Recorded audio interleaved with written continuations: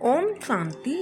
आज 19 अप्रैल 1971 की अव्यक्त बाप दादा की महावाक्य में से सुनते हैं मुरली मंथन।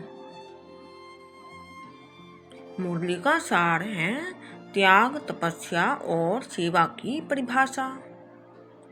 बाप दादा ने कहा, मुख्य 3 बातें ध्यान में रखना है। वह कौन सी?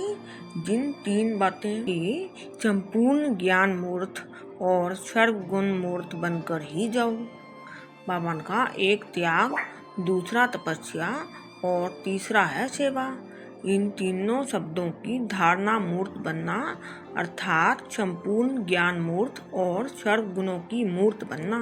बाबा ने कहा, निरंतर त्याग वृत्ति और तपस्या मूर्त बनकर हर सेकंड, हर संकल्प द्वारा हर आत्मा की सेवा करना है। बाबा ने कहा, त्याग और तपस्या दोनों को जानते हो, फिर अभी क्या करने आए हो? कर्मों में लाने के लिए भले जानते हो, लेकिन अभी जो जानना है उस प्रमाण चलना, दोनों को समान बनाने के लिए आए हो। बाबा ने कहा, ऐसे तपस्वी मूर्त व त्याग मूर्त बनना है जो आपके त्याग और तपस्या की शक्ति के आकर्षण दूर से प्रत्यक्ष दिखाई दे। जैसे थूल अग्नि व प्रकाश अथवा गर्मी दूर से ही दिखाई देती है, वह अनुभव होती है, वैसे आपकी तपस्या और त्याग की झलक दूर से ही आकर्षण करे। हर कर्म में त्याग और तपस्या प्रत्यक्ष दिखाई दे। बाबा का सिर्फ सेवाधारी बनकर सेवा करने से जो सफलता चाहते हो वह नहीं हो पाती, लेकिन सेवाधारी बनने के साथ साथ त्याग और तपस्या मूर्त भी हो, तब सेवा का प्रत्यक्ष फल दिखाई देगा। बाबा ने कहा, सेवादारी तो बहुत अच्छे हो, लेकिन सेवा करते समय त्याग और तपस्या को भूल नहीं जाना है। तीनों का साथ होने से मेहनत कम और प्राप्ति अधिक होती है, समय कम और सफलता अधिक। तो इन तीनों को साथ जोड़ना है।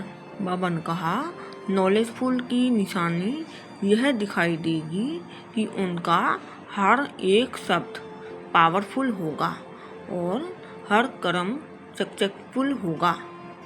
अगर यह दोनों रिजल्ट कम दिखाई देती है तो समझना चाहिए कि नॉलेजफुल बनना है। जबकि आजकल आत्माओं द्वारा जो अधूरी नॉलेज प्राप्त करते हैं, उन्हों को भी अल्पकाल के लिए सफलता की प्राप्ति का अनुभव होता है। बाबा ने कहा, वर्तमान समय में नॉलेज की प्राप्ति अपने पुरुषार्थ की सफलता और सेवा में सफलता का अनुभव होता है। सफलता का आधार पर अपनी नॉलेज को जान सकते हो।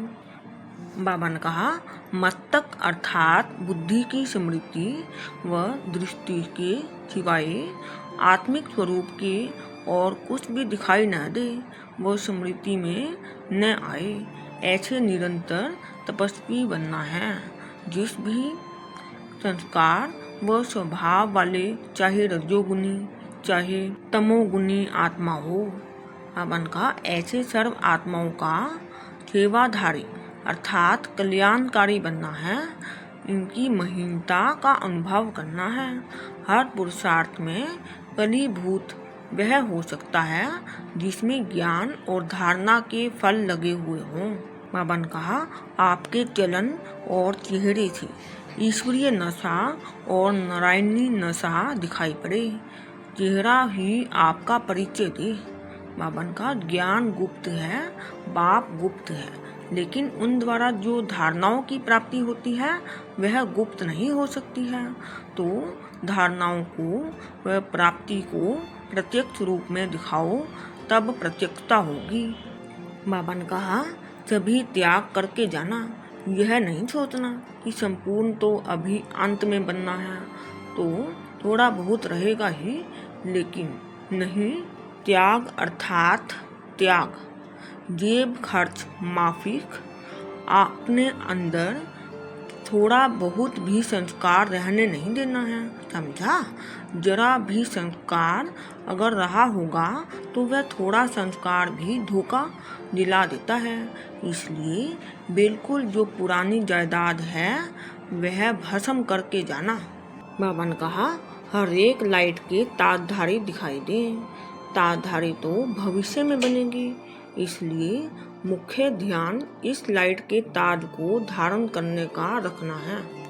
बाबा ने कहा, जैसे तपस्वी सदैव आसन पर बैठते हैं, वैसे अपनी एकरस आत्मा की स्थिति के आसन पर विराजमान रहो। इस आसन को नहीं छोड़ो, तब सिंहासन मिलेगा। ऐसा प्रयत्न करो जो देखते ही सबके मुख से एक ही आवाज निकले कि यह कुमार तो तपस्वी कुमार बनकर आए हैं। बाबा ने कहा, हर कर्मेंद्रिय से देह अभिमान का त्याग और आत्म अभिमानी की तपस्या प्रत्यक्ष रूप में दिखाई दे, क्योंकि ब्रह्मा की स्थापना का कार्य तो चल रहा है, ईश्वरीय पालना का कर्तव्य भी चल रहा है। अब लास्ट में तपस्या द्वारा अपने विकर्मों और हर आत्मा के तमोगुण और प्रकृति के तमोगुणी संस्कारों के भस्म करने का कर्तव्य चल रहा है। बाबा ने कहा, कौन से कर्तव्य का अभी समय है? तपस्या द्वारा तमोगुण को भस्म करने का। जैसे अपने चित्रों में शंकर का रूप विनाशकारी अर्थात तपस्वी रूप दिखाते हैं, ऐसे एकरस स्थिति के आसन पर स्थित हो तपस्वी रूप अपना प्रत्यक्ष दिखाओ। बाबा ने कहा, सच्चाई और सफाई से सृष्टि से विकारों का सफाया करेंगे। जब सृष्टि से करेंगे तो स्वयं से तो पहले से ही हो जाएगा, तब तो सृष्टि से करेंगे ना।